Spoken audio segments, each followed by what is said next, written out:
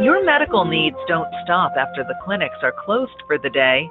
If you need medical advice, you can call any of our clinics to speak with a provider anytime, day or night.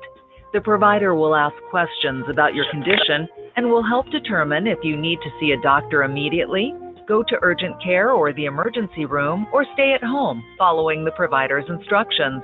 For more information about after-hours care, visit our website, chcsno.org.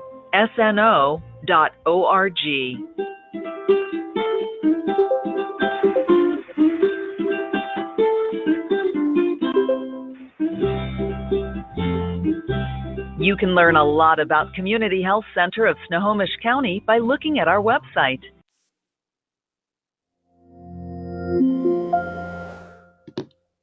The website has the provider search tool for you to find the provider to meet all your healthcare needs.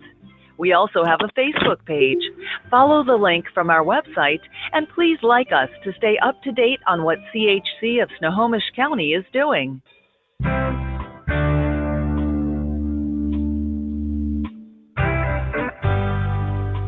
Community Health Center of Snohomish County provides medical, dental, and pharmacy care that is compassionate, affordable, and accessible. Phone hours are Monday through Wednesday, 8 a.m. to 7 p.m. Thursday, 9 a.m. to 7 p.m. And on Fridays, we're here to serve you from 8 a.m. to 5:30 p.m. Thanks for waiting.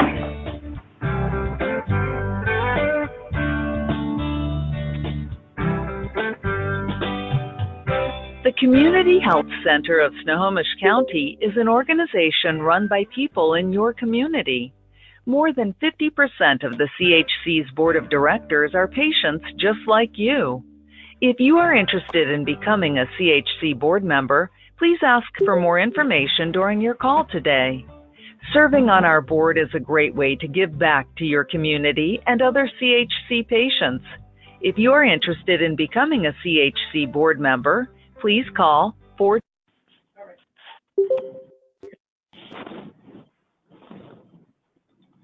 Okay, that's much better. Hello, this is Omar Sawyer. Can everybody hear me? Yes, Omar, we can hear you. Perfect. Here, and as far as the webinar, is everything pulling through? Are you able to see everything on my screen? We are seeing the Pathfinder Community Hub first page of your slide deck, it looks like. Perfect. So let me know when we're ready to start, and we can kick off.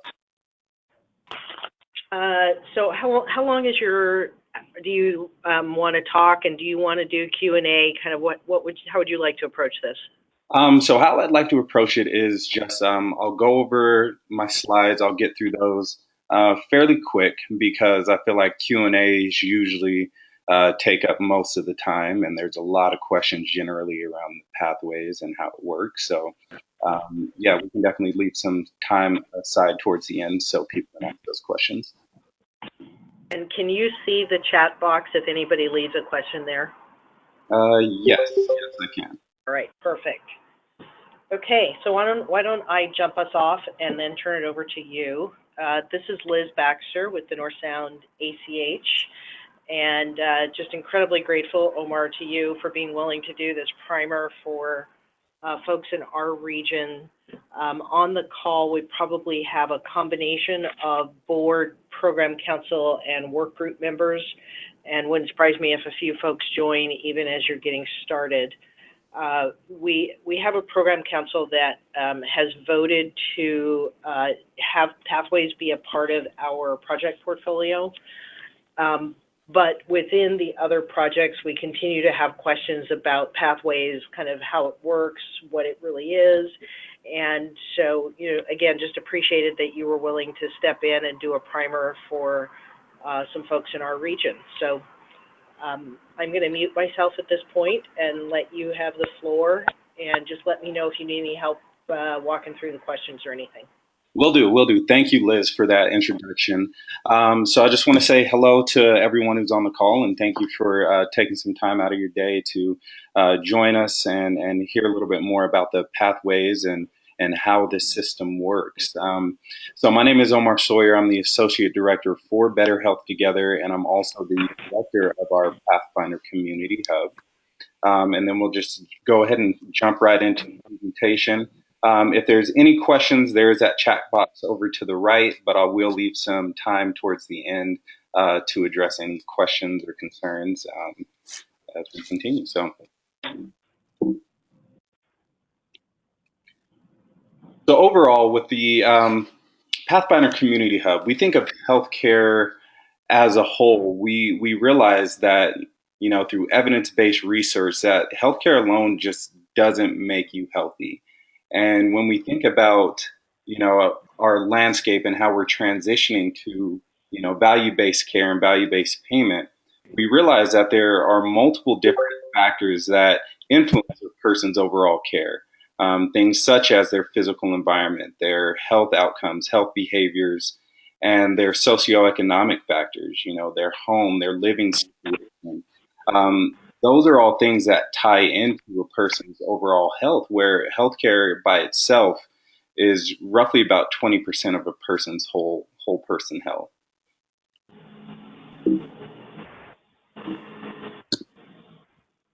So when we think about our region specifically, so Better Health Together is our total region. We represent 7 different counties in the Northeast Washington area.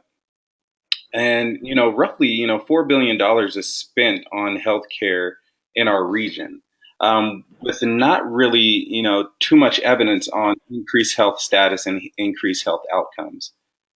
When we look at, oh, sorry, go ahead. Is there a question? Oh, sorry, I thought there was a question.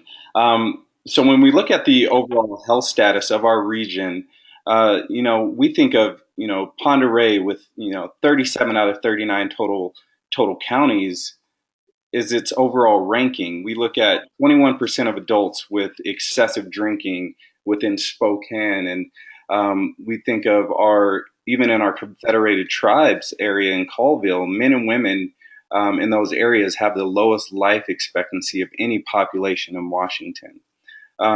So we look at our overall landscape in our area alone, and we notice that there is a lot of need for care and services. But how do we organize that? How do we orchestrate that?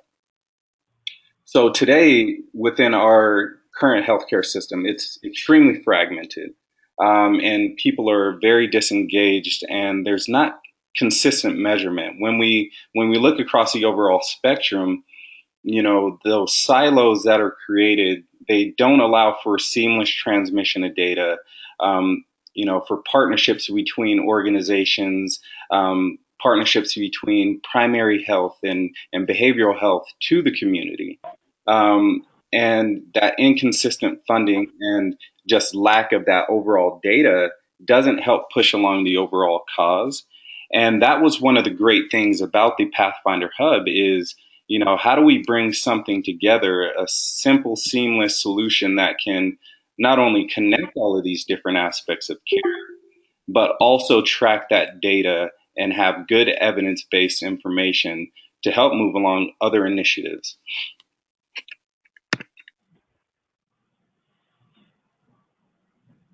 So as we look, so 5 years from now, when we think about the overall Medicaid demonstration work, we want to build healthier communities, and that's our overall goal.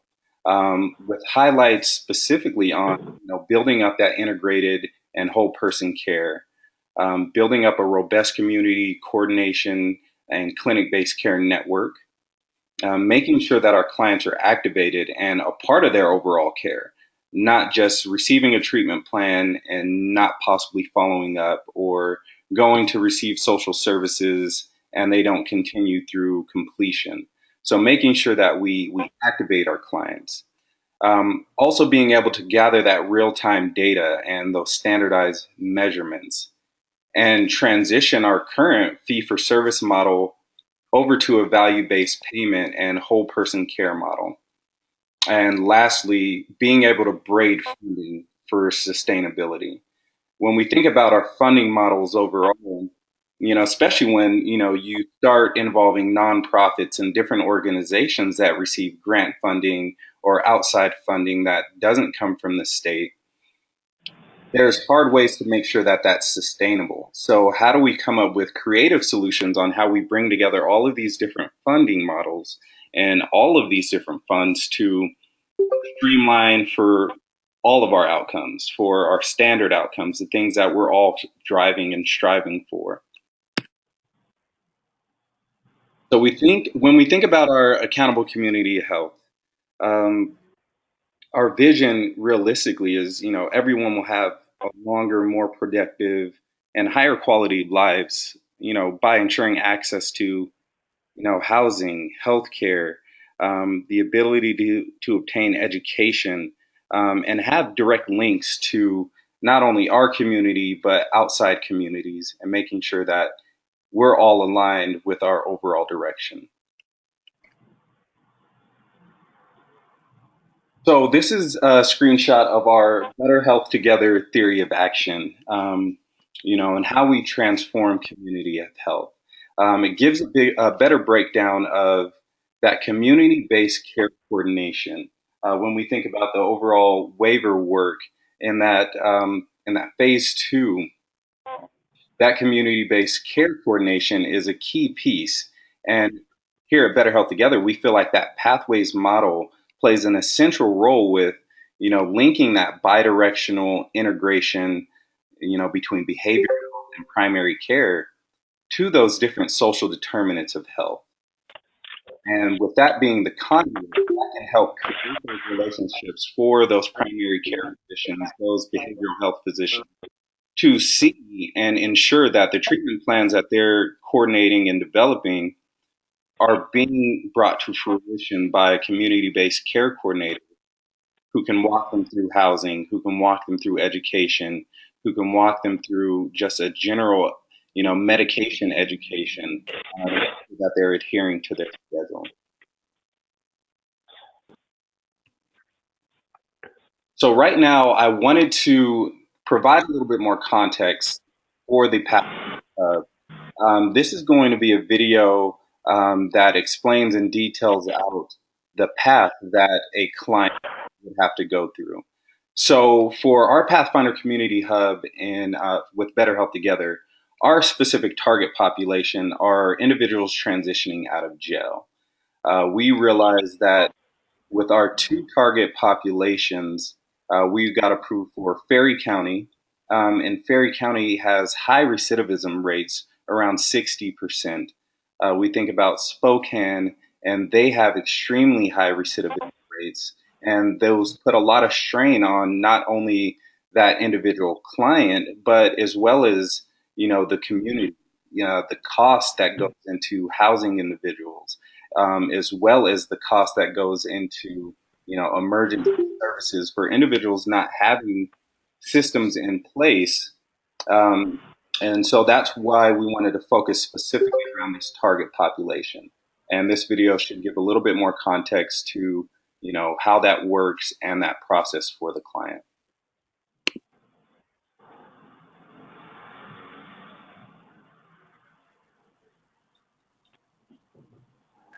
Meet Joe. Joe has been serving time for a drug-related charge and is about to be released on parole. While he is excited, Joe has a lot to figure out in order to live a stable life once he is free. Joe's parole officer told him about a program called Pathfinder, which would pair him with a community care coordinator who is basically an expert at navigating services and resources that could help Joe succeed after he leaves jail. Before he is released, Joe meets with his community care coordinator, Kathy, who asks him a long list of questions to learn more about the support he needs. This isn't Joe's first time in jail, and he tells Kathy about some of the struggles he had after he was last released. The medicine Joe received in jail for his mental illness really helped control his mood swings, but without health insurance or a car, he couldn't stay on top of filling his prescriptions. Joe couldn't find an apartment that would accept him with his criminal record, so he bounced around on couches. He searched for a job But because he had never graduated high school, he kept getting turned away. Life started to feel very unstable, and soon Joe was using again. Now that Kathy knows what sort of things are putting Joe at risk, they work together to make a plan to knock down the obstacles to Joe's success. Kathy will support Joe and hold him accountable along the way. First, Kathy gets Joe signed up for health insurance and finds a clinic nearby that can serve as his new medical home. She makes sure health records are sent to the new doctor and schedules an appointment for him right away. Kathy checks in with Joe regularly to make sure he is attending his behavioral health appointments and staying on top of his prescriptions. She even offers to drive him to appointments when he can't arrange a ride of his own. For now, Joe is staying with family, but he wants a stable home of his own. Kathy helps Joe submit an application for an affordable housing unit and gives Joe regular updates on the status of his application. Joe had lost track of his Social Security card, and his ID expired, so Kathy helps him track down these important documents that he'll need to apply for jobs. Kathy schedules Joe an interview with a program that specializes in finding employment for ex-offenders. Joe never finished high school, so Kathy talks to him about an evening GED program at the library that would work well with his schedule. Kathy got him all signed up and calls him regularly to see how class is going. Thanks to support and encouragement from Kathy, Joe is on a path to a more stable life.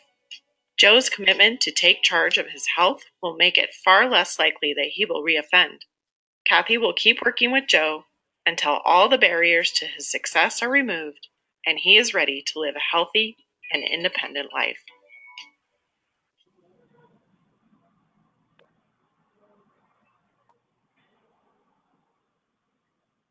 So that video was to show that actual client perspective.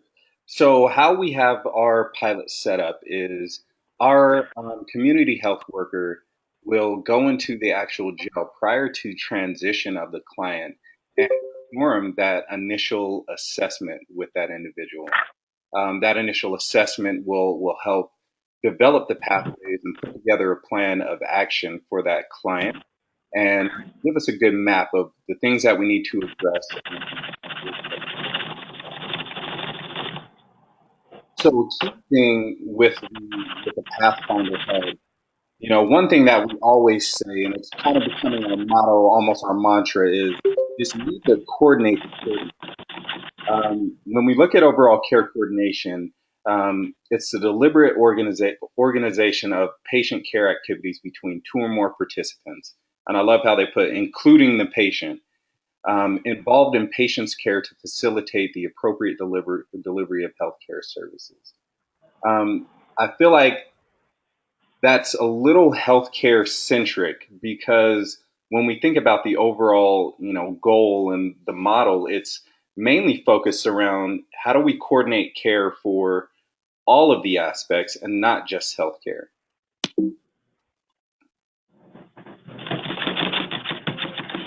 About community care coordination, there's a few different definitions that you may hear.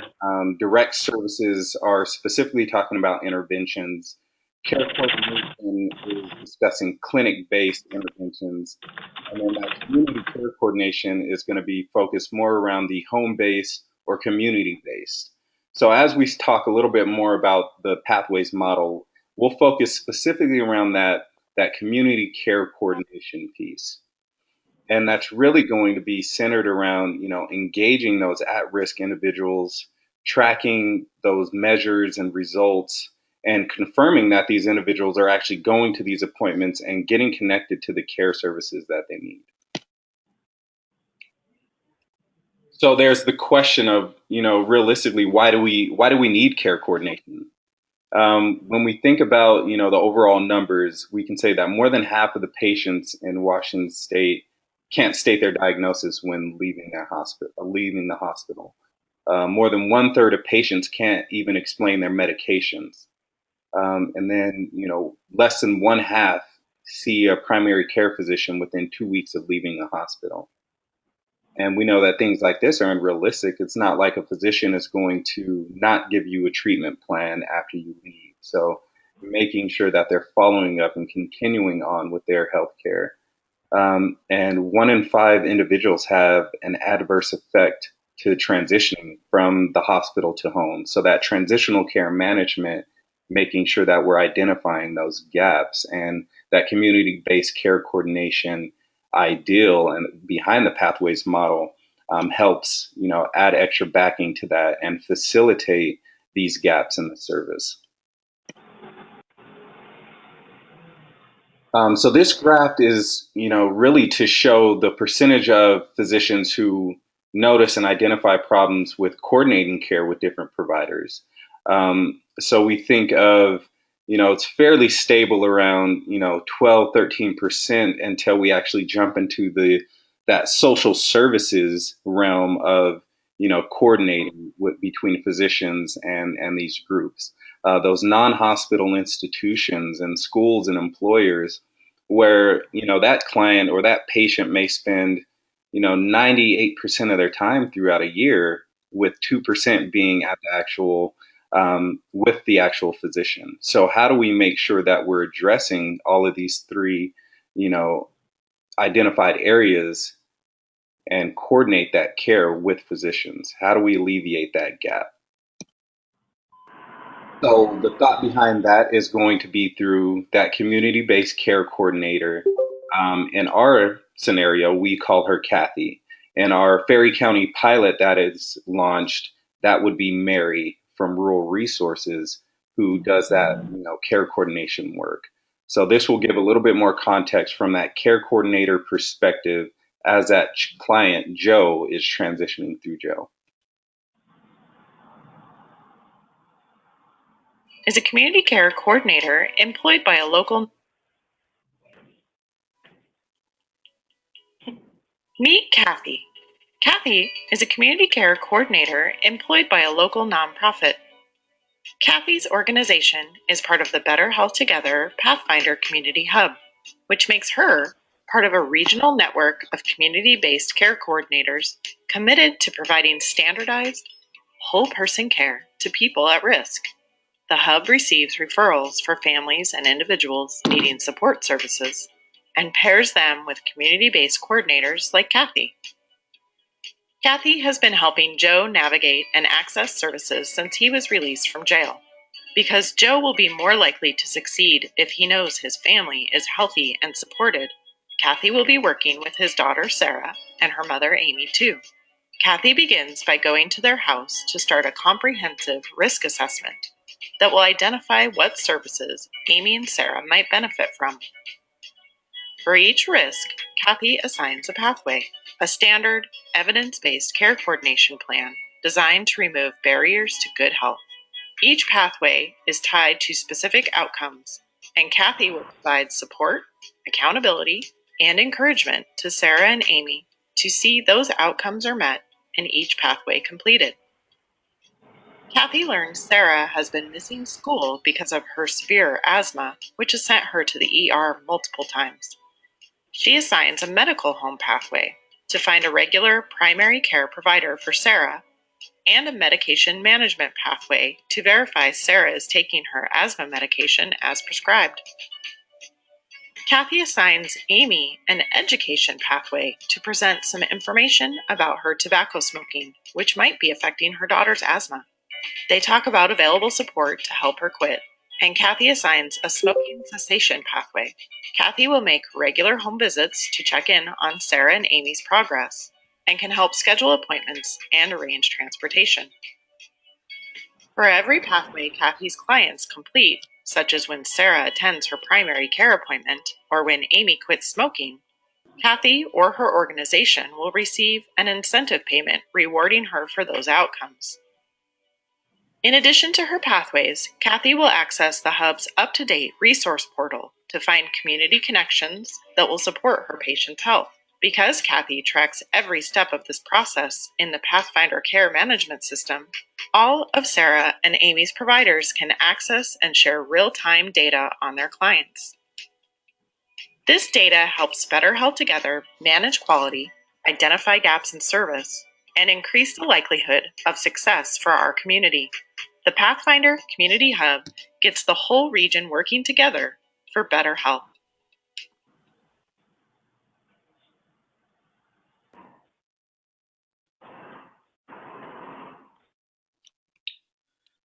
So that was from the community health worker's perspective, which gives you a little bit more context on how that works and the process of, that client transitioning the jail and the different things that they will have to go through with the actual community care coordinator to actually move through a completed pathway. So with that, we'll continue on. So this screen is just a quick display on that Pathfinder Community Hub. There's 20 total pathways that are available through the model.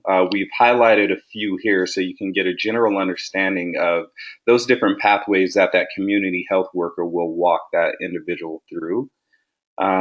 Such as their housing, getting a medical home. Each one of these different pathways has different steps to gain completion with, the overall goal to be, to get contracts with managed care organizations, as well as finding out ways to, weave the funding from the Medicaid demonstration into potentially paying for completed pathways and those outcomes. So I mentioned briefly earlier the Ferry County pilot. So our Ferry County pilot launched officially on March 6th. And with that goal to reduce recidivism in that area, reduce cost, and divert people from the emergency department. When we look at this client, and not the client, but the actual population of Ferry County, we see that recidivism rate of being around 62%. We see that that's roughly 20% higher than the national average. So how do we address that? When we think of the jail budget being $800,000 a year, mind you, it is a small population, roughly around 2,000 individuals.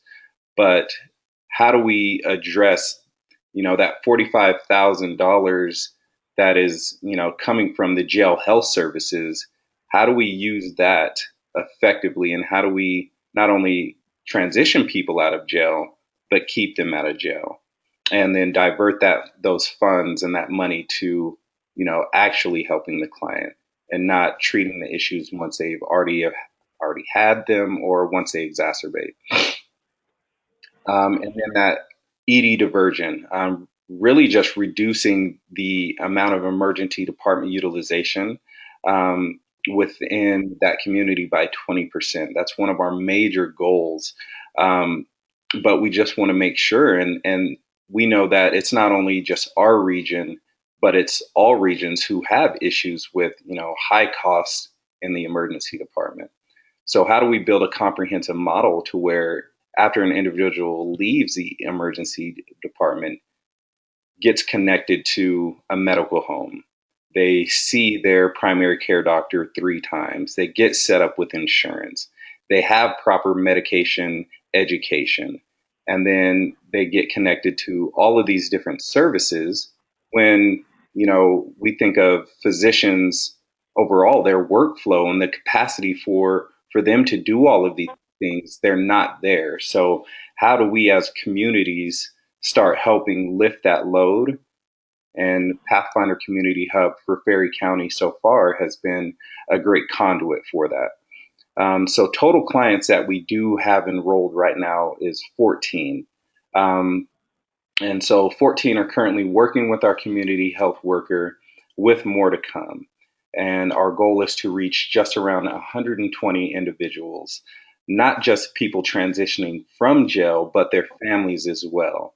We realize that there's that strong correlation between, if my family's not doing well, how am I supposed to focus on maintaining my job or decreasing my stress and, my mental health issues? So making sure that we're also not just addressing that individual, but how do we address his support system? Because if your support system is taken care of, that can greatly increase not only your health, but your success with a lot of these different social determinants of health. Hey, Omar, Yes. did you see the question from Bill? Because I think it might be a timely one before you go to the next Oh, video. yeah, let me look down. Oh, it's not bringing it up. Let me see here.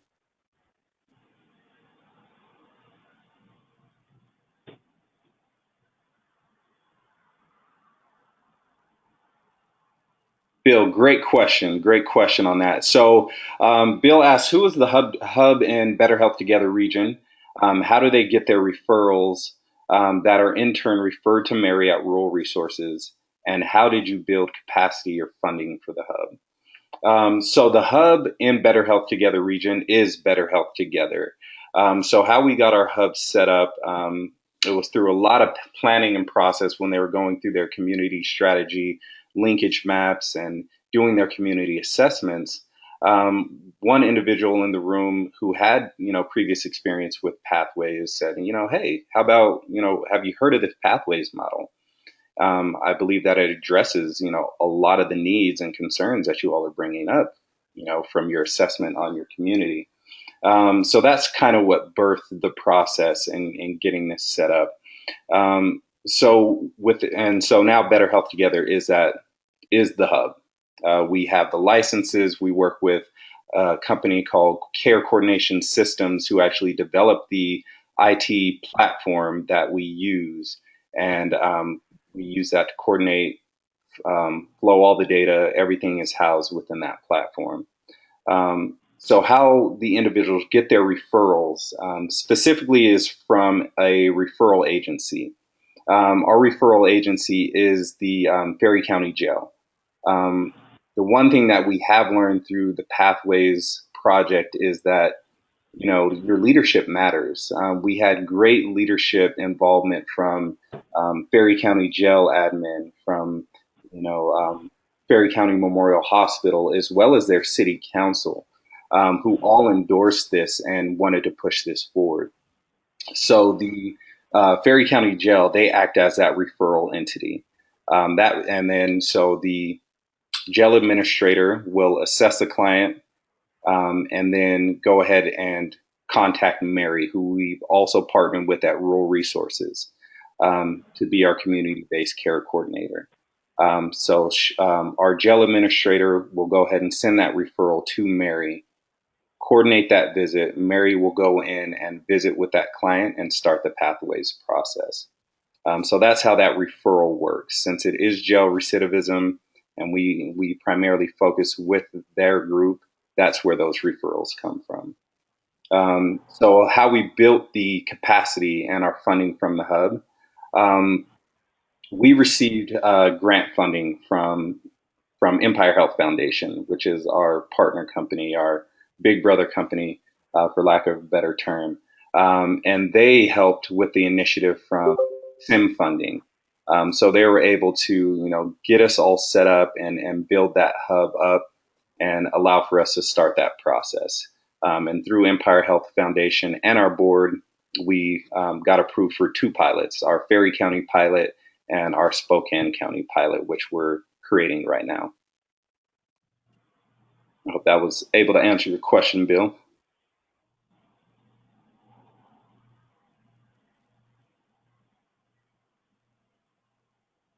And I see a question from Dean as well.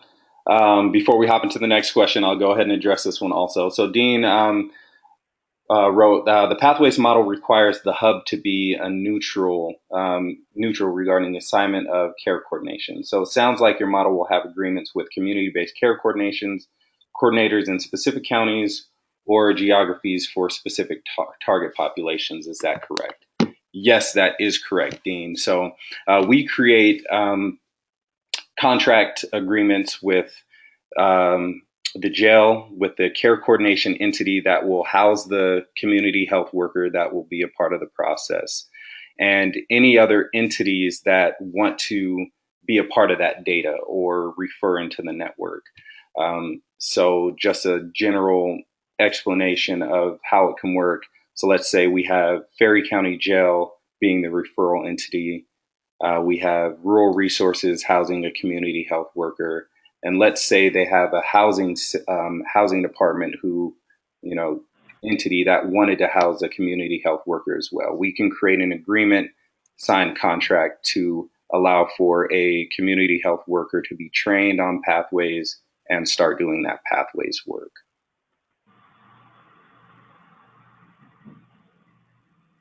All right, so we'll continue on, and this is just the overall hub video here, which gives even a further breakdown of the actual system and the overall hub as it stands. So.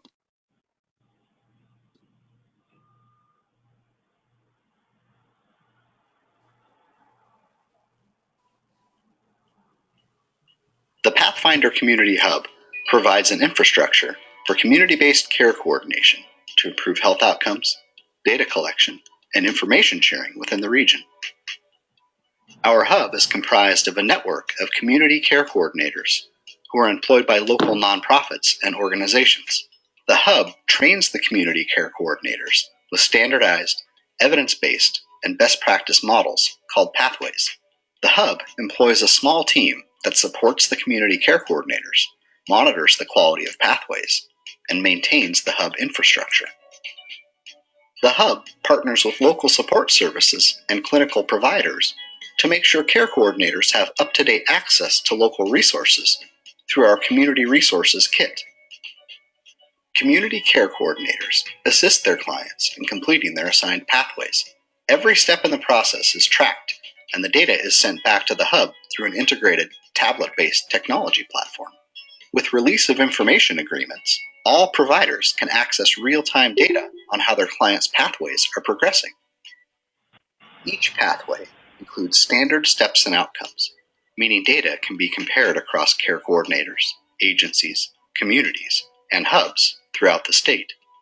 Regionally, the hub also uses this data to ensure highest quality service is being delivered and to identify gaps in community resources that are resulting in unfinished pathways.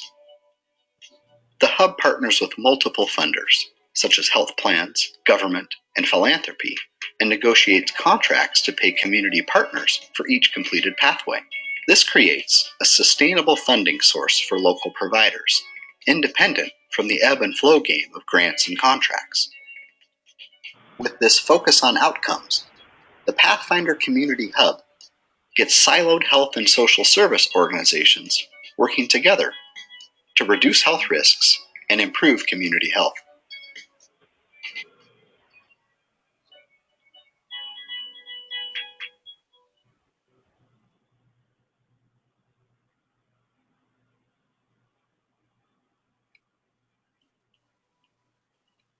Okay, so let's move on. So the next part of this would be, I definitely want to make sure that we save some time. I see that time is getting close to around 10:40 right now for me. I want to make sure that we have time for some open communication and discussion. Any questions? So I definitely wanted to open up some time right now to go ahead and discuss that.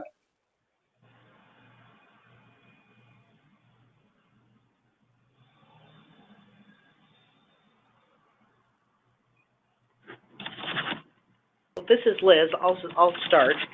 So, following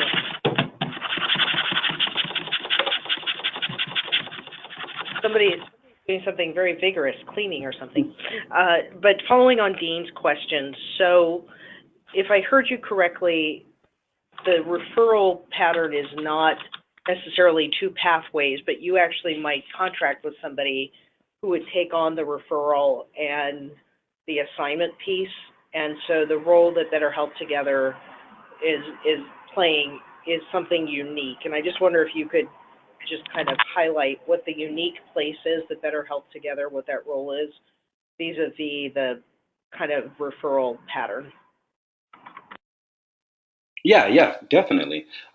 So with Better Health Together, the great thing about the pathways and the Pathfinder Hub is the ability to be as creative as we can be. The CCS platform, the data platform that houses the hub system, is able to be tailored and adjusted for each individual entity, each individual community, to make sure that it's specific to us and it works for our region. So that's one of the most unique things about the actual platform and the system, which it allows us to be very strategic with, who we start partnering with and who will be able to have the biggest and best effect on, and best outcomes on the clients and the overall system. So those are the unique things specifically about it, is just being able to have the opportunity to tailor the system for our community to address our specific outcomes that we need to meet. And I hope that was able to answer your question, Liz, provide a little bit more context. I guess, it sounds like that hub role is somewhat invisible to the community other than in the contracting and relationship. Correct. Yes, we definitely want to be neutral. We want to, like I said earlier, coordinate the coordinators. So as those referrals come from the, let's say, jail in this case, they route to the hub. And from the hub, I will go ahead and route that to the community care coordinator. Or if we have multiple entities, so let's use that housing example, and then we'll also throw in a chronic disease example of entities that focus on these specific target populations. They may do things better than, care coordinator who specifies around housing. So if an individual's main pathway and main issue is, housing, we'll get them, get that referral and get them over to the housing person or the housing care coordinator. And then they can also help them with pathways 1, 2, 3, and 4, but make sure that housing is specifically addressed. If it's somebody with, mental health issues, we'll get them to the care coordinator that specializes or has better services for that. And they can also help them with, pathways 2, 3, 4, and 5 as well. So there's a lot of different intricate ways we can work that out, but we are neutral in the sense of, we are here to coordinate. We're not providing any services for anyone as the hub. So it might be easier so you don't have to mess around with your screen. I'll just read you the questions that I'm seeing. So another question from Dean. In your future planning, what do you see as the connection between pathways and like community paramedics, the Spokane Fire Department CARES program, and the Hotspotters program you transferred to VOA? Obviously, Dean knows a lot about your region. Yes, most definitely. So right now, we've only currently been approved for our 2 pilots, our target population of Spokane and Ferry. We have had conversations with, linking our community paramedics and fire department. We still need to just jump into those a little bit deeper and start planning and seeing if it can actually work. We know with the overall care coordination piece, with having the availability for one centralized data network, we noticed that it's vital and it would be essential to have something in place that can link the two. But we just haven't started planning, but it has been brought up and we've had conversations with individuals regarding that. So the next question is probably similar. It's from Val Jones. It looks like the project in your area are county specific as opposed to region wide. Is there a reason you opted to go that direction rather than running interconnected projects across the region? Specifically to start small and to make sure that we're doing it correctly. It's a new project, and there's a lot of work and a lot of ways that we can figure this out, and we want to make sure that we do it right. So we wanted to start off and scale it up. So we started off with Ferry County, and then we'll scale up to Spokane. And then once we figure out the intricacies and the sustainability pieces, that's when we'll start expanding it to the larger population groups. Okay, and another question from the folks at WAHA. How do you connect or refer the appropriate care coordinator to the client? For example, would you assign specific care coordinators to certain populations? It seems there would be a need for higher certification and education for community health workers working with incarcerated and jail reentry populations?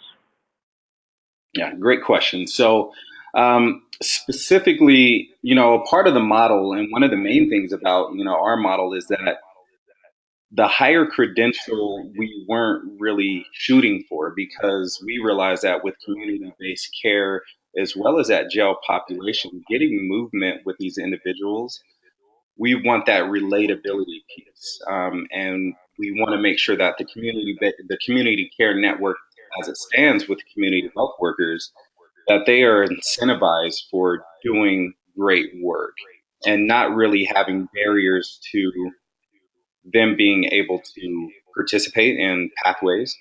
So if we start requiring specific credentials for the entirety of pathways, then that may create a barrier for the individuals who do that the best, who do the best work within the community, who can have the best outcomes.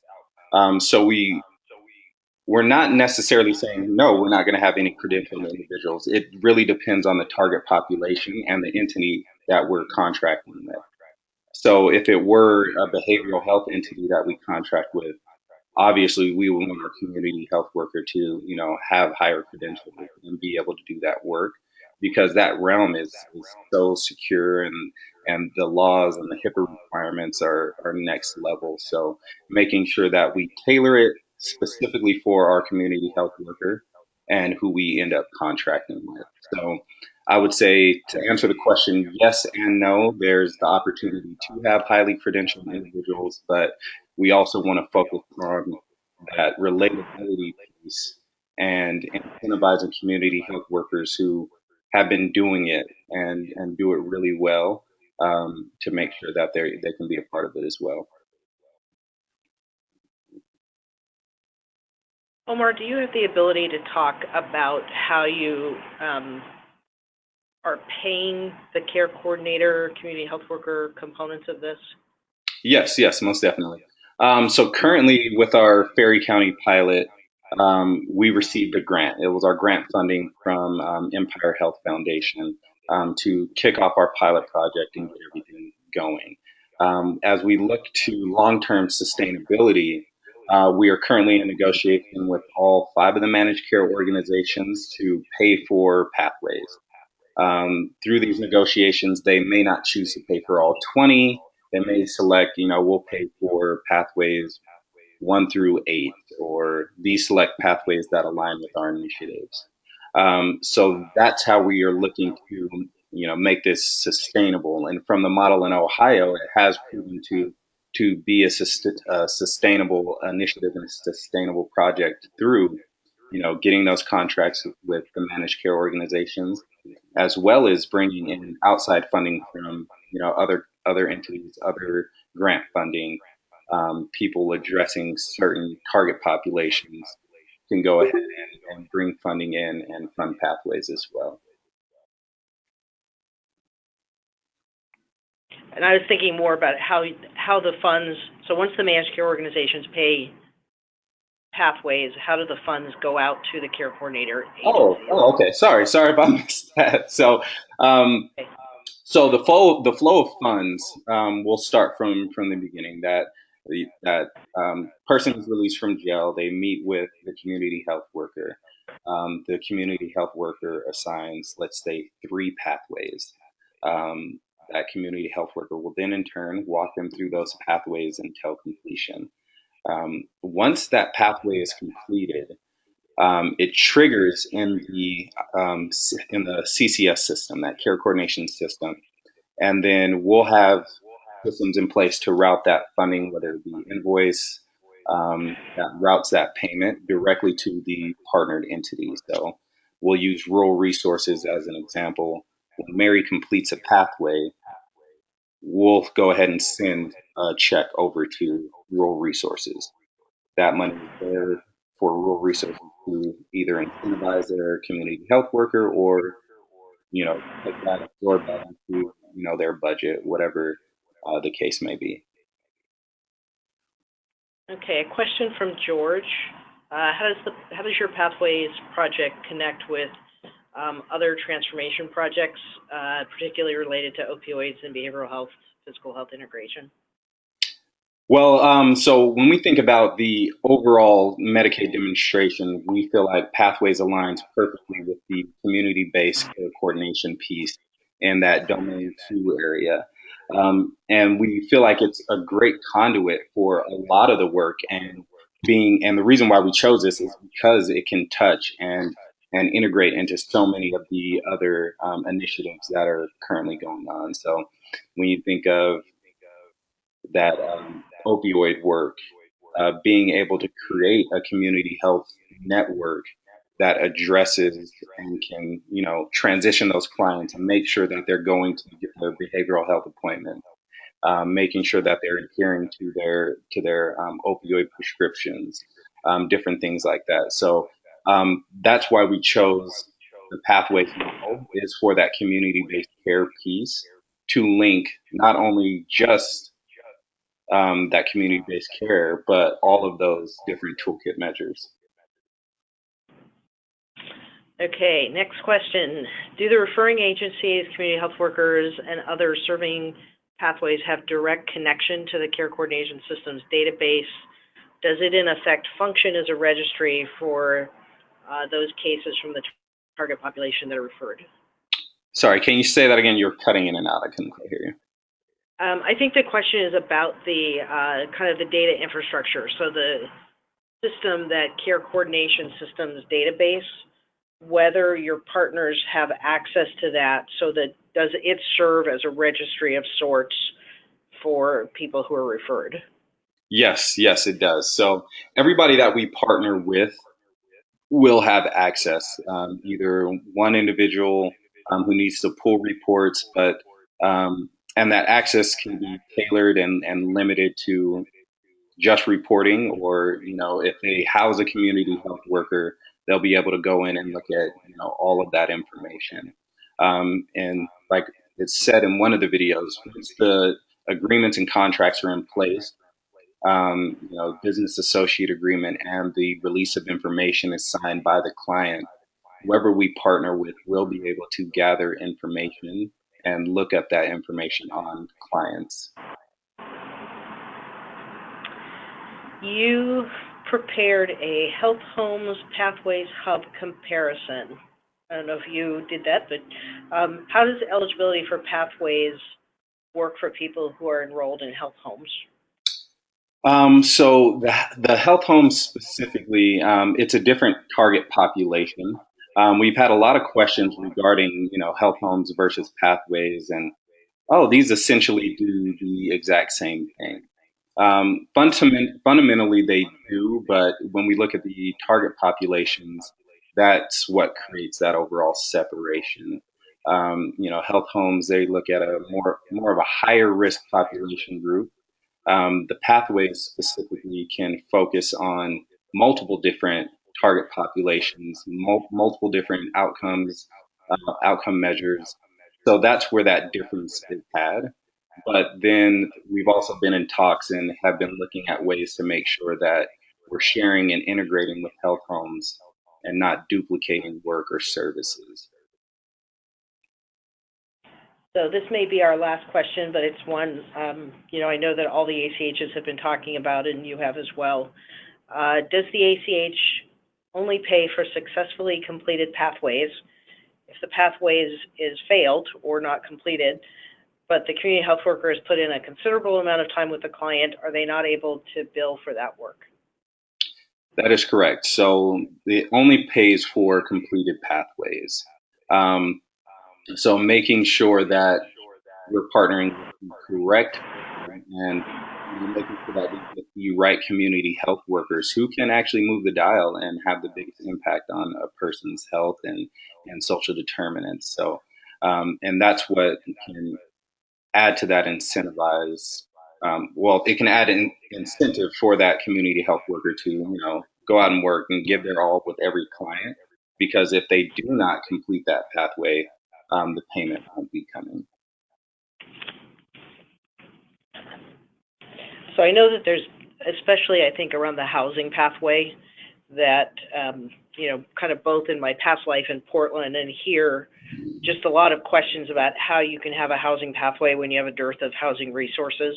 Yeah. And you know, some of the things that we've been talking about are there ways to have payment for like certain milestones along a pathway?